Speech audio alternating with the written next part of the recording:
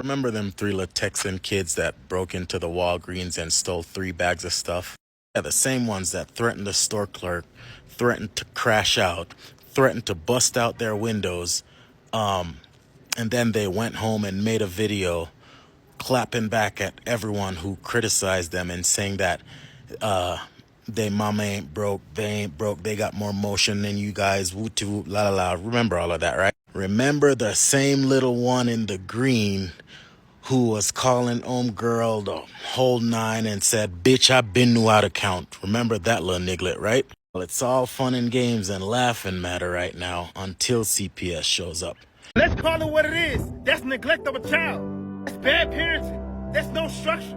And there's no accountability for what they just did. And yes, it's clear as day. There's no male figure around that home. And if it was, or if it is, they not no man. It's definitely showing indication that they're raised by women. You can hear about how they talk. You can hear about how loud they is. You can hear about how quick they was easy to respond. Them kids had zero control, zero respect, and no discipline at all. What them kids need is structure, discipline, guidance, and a male presence. Y'all not understanding that's exactly how these kids turn out? And this type of behavior is considered okay? This is how it starts. This is how they end up in the system. Them kids need male presence that hold them accountable. And let's not pretend it doesn't hurt the community as a whole. This is the stereotype of what they think. This is the image what they're going to use when it comes to another kid going to another store. So those 3 9-year-old boys who robbed the Walgreens in Texas and was threatening to break the glass and hurt the cashier, they were dropped off by their sister. Oh, I didn't say it. She did. But these the boys I'm talking. You got like 10 seconds to open up this door. I swear to God, I'm gonna break this door. 10. Open this fucking door. Oh, come on, mom. Come on, mom. Bitch, I been knew how to count, ho. Show 4 out of that. Dad do that. You can open the door. Bitch, my face. I'm gonna open up this door because I'm not playing. All I fucking know is y'all better open it. I'm not playing. You know how to count. You have hands. Open the door. Open up this door before we break this bitch. Break it. Go ahead. I'm gonna break something up in this bitch. I'm God. I'm gonna. You guys must be blood. Oh yeah, so after the cashier refused to... Hello everyone and welcome back, and I want to ask you something. Have you ever wondered why some people seem to celebrate criminal behavior? Like why do they brag about breaking the law online and then double down when other people criticize them? Because in this video today, I'll be talking about a disturbing trend in the United States of America among the black community. We'll be looking at a story of 3 kids who robbed a Walgreens, the shocking video they posted afterwards, and what it all says about a growing problem in the black society. I'll explore how social media glorifies destructive choices, what this says about the importance of accountability, how the absence of strong role models is impacting an entire generation. Before we get into the details of this topic, resonates with you, please hit that like button and subscribe to the channel. And you know that your support helps us create more content like this. And don't forget to comment below with your thoughts as we go through this. I'd love to hear your perspective on this too. So now I have a couple of clips here. I'd like us to watch them, and then I'll be back to discuss everything with you. Cause he's back, and according to his little cousins, the girls or the sister or whoever they're around that influenced them to do these kind of things, according to her, he's famous now, big famous. But let me let her tell you.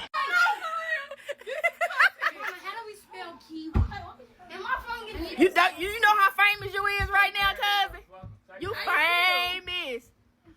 You big famous, not little famous. He chilling today. He don't want to cuss today, y'all. Damn, that boy left from bitch I been knew how to count to using multi-syllable words to can't spell cute, a 4-letter word. What the fuck? Bruh, only in the history of niggerdom can you come across a group of people that will do criminal activities, brag about doing criminal activities. When they get caught doing criminal activities, they stand on that business, and on top of standing on that business and bragging about it, these niggas will get locked up, and then lose their freedom, and then finally get released and throw a whole block party about being a real nigga. These folks celebrate life-altering, fucked up, dumbass decisions. They celebrate and embrace this kind of stuff. But when a regular person talk about it, you just a bitch or a hater or a pussy-ass, hating-ass bitch. I don't know. Every time a black young kid walks into a store, this is what they gonna put in their head. And the fact that the kids are saying it was snacks and toys, it can seem like as if it's justified. Somebody in that household told them young black kids, if you ever get in trouble, just say, I'm gonna call my mama. Because they know they're not gonna get in trouble. Those kids was trained like that. This shit not funny, it's not cute, this ain't no viral moment. Why would you want to go viral for this? That video is a tragedy in the making. This is a reality check how young black men without a father end up when there's no accountability, when there's no structure, no respect, and no consequences. And do y'all think they gonna end up? This is why I feel like parents should be held accountable for their kids' actions. Because that behavior only ends one way. You don't even have to say what it is. Y'all already know. Shame on them kids, shame on them parents, shame on the sister, and shame on anybody who's commenting as if like it ain't a problem. Laughing. It's not funny. And the fact that you think it's funny, don't be surprised when you walk in the store and people look at you up and down.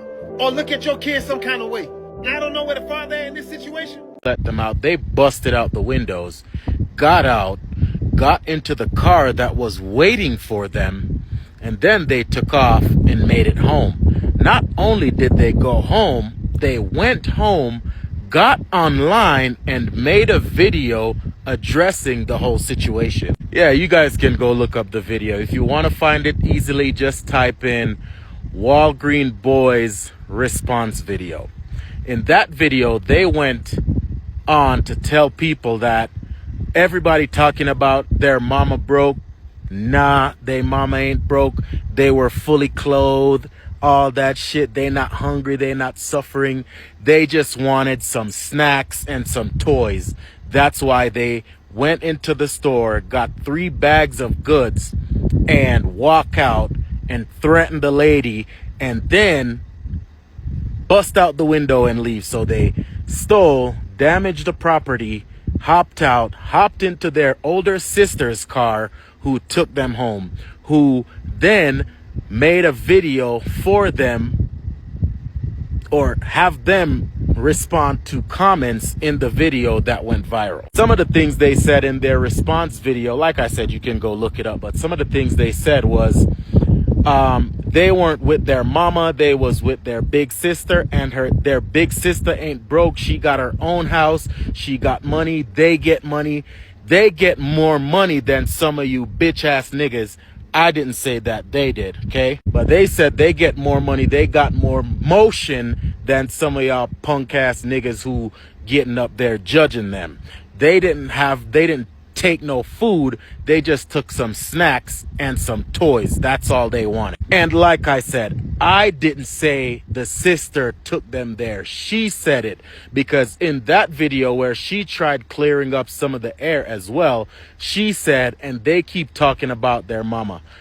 My mama, her quote, my mama wasn't with us when it happened. She said that. So clearly, she was in the car, she dropped them off, she told them what to do, and then picked them up after they busted out the windows and get out. Okay? I've never, for the record, I never agreed that CPS need to step in and take people's kids. But in this situation, 100%, because these aren't regular kids. These are criminals in the making. And if you watch their video, you will agree. The parents can't help them at this point.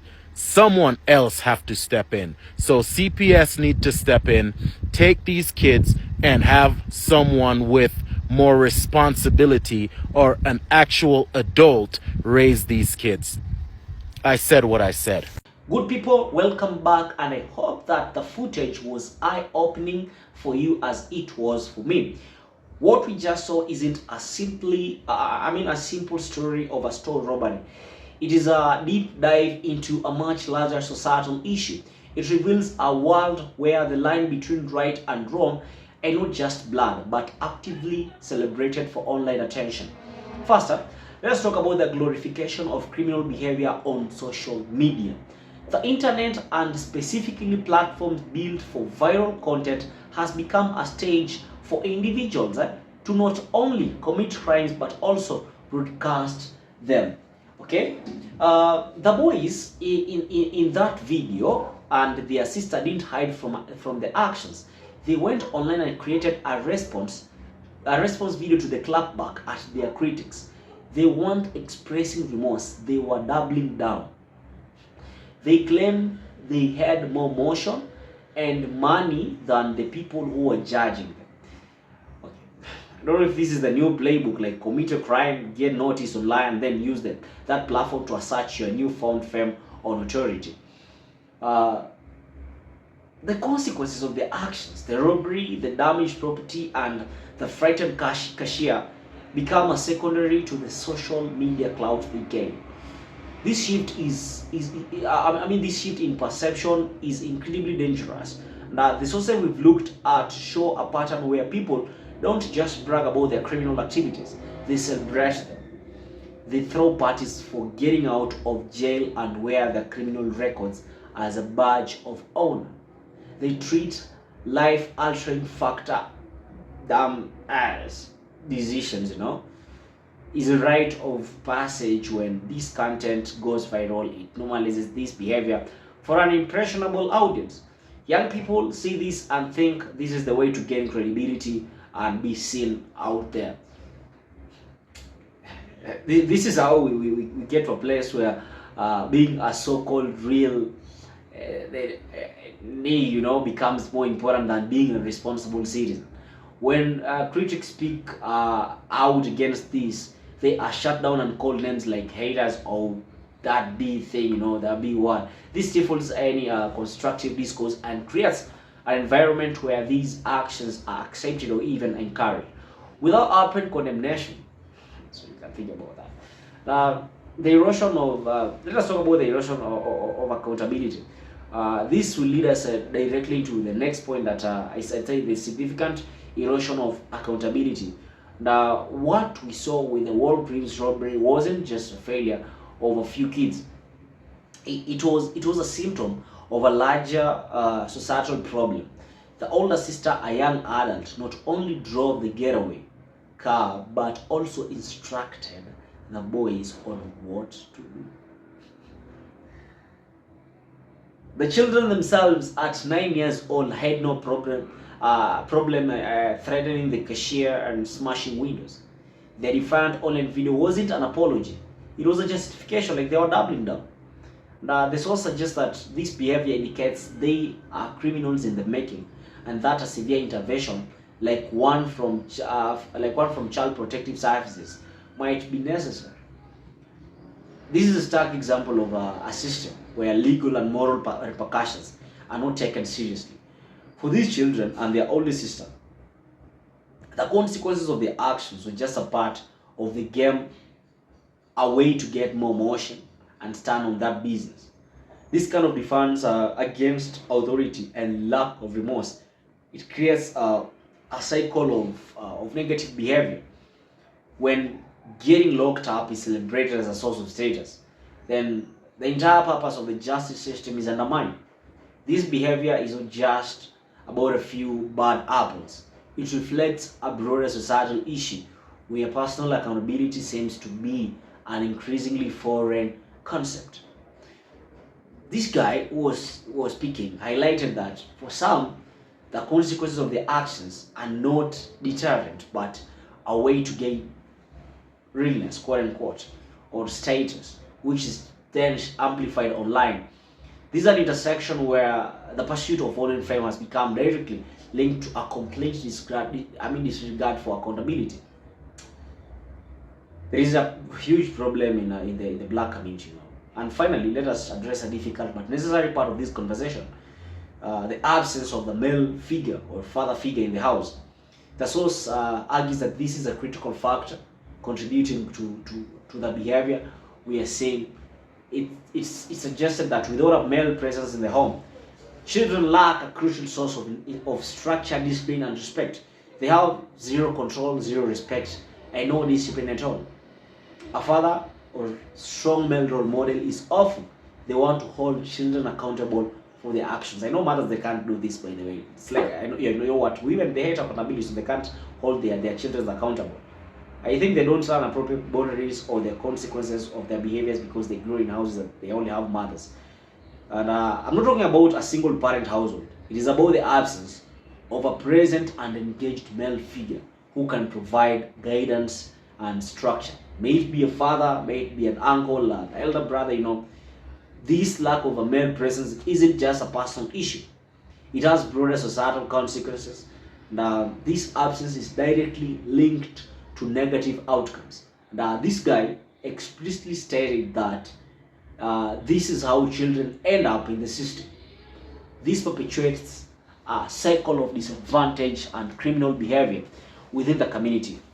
Furthermore, I'd say that this lack of guidance and discipline contributes to negative stereotypes, particularly for young black individuals. And I can say it creates an image that society associates with others from similar backgrounds, reinforcing prejudice and limiting opportunities.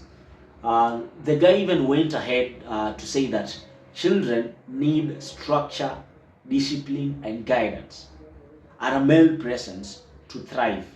And I'd say that without this, they are left without the necessary tools to navigate life responsibly. You don't become a man if you don't have a male figure in your life. And the issue with the Walgreens boys and their defiant attitude is presented as a reality check on what happens when there is a complete absence of these things. I'd say it is a sobering reminder to the black community in the US that a lack of guidance only ends one way, implying a predictable and negative trajectory. And I say that what we've seen today is a multi-layered problem. It is a combination of social media glorifying crime, a severe erosion of accountability, and a profound lack of guidance at home. So I'm curious to hear your thoughts on this and how we as a society push back against the normalization of criminal behavior online. Please kindly let me know your thoughts in the comments below. Like this video so that it can be pushed by the YouTube algorithm to as many people just like you as possible. And most importantly, you can subscribe if you haven't already, so that we can become a family, we can become a community, we can grow together, because together we thrive, my good people. And don't forget to